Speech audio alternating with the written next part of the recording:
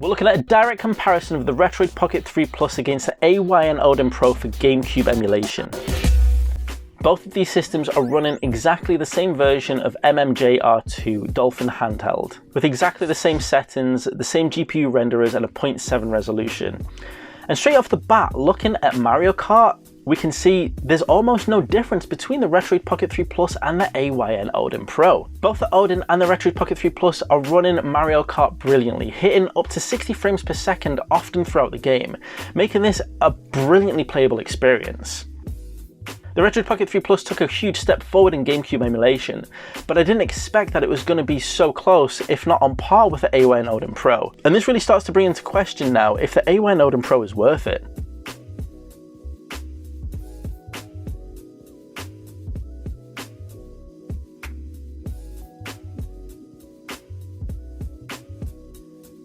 Moving on to NBA Street Volume 2, and we can start to see some of the differences in the power of the AYN Odin Pro.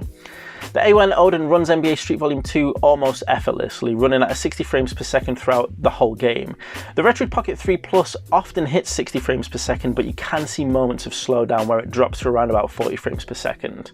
But once again, we're talking about the AYN Odin Pro, which is significantly more expensive than the Retroid Pocket 3 Plus, which is only about 140 quid. These budget handhelds now are really starting to bridge the gap to the more expensive systems.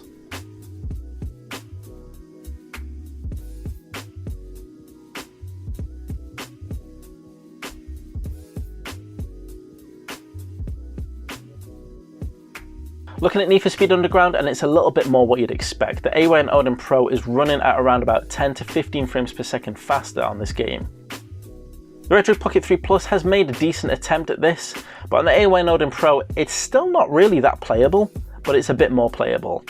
And these are the questions you now need to ask yourself. Is the AYN Odin Pro really worth the extra money, with it being slightly more playable for these games? The extra cost of an AYN Odin Pro over the Retroid Pocket 3 Plus, you would hope to have night and day differences, but we're not seeing night and day differences. We're seeing at the most 10 to 15 frames per second difference, and that is not huge. Moving on to Super Mario Sunshine, and we can see both systems are handling this almost identically. Both systems struggle as well, with them having little drops in frame rate and a few stutters here and there, maximizing on average around about 30 frames per second on this game.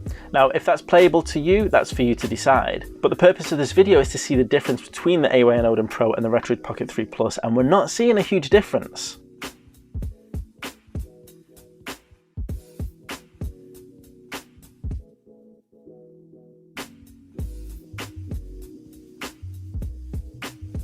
Continuing the trend, looking at Extreme G3, again, the Retroid Pocket 3 Plus handles this brilliantly, banging out at around about 40 frames per second, giving you a solid game and racing experience. And the AYN Odin Pro is pretty much exactly the same. As with the PlayStation 2 test that we did, the AYN Odin Pro is running on performance mode, and I will repeat again, both these systems are running exactly the same settings using the same emulators.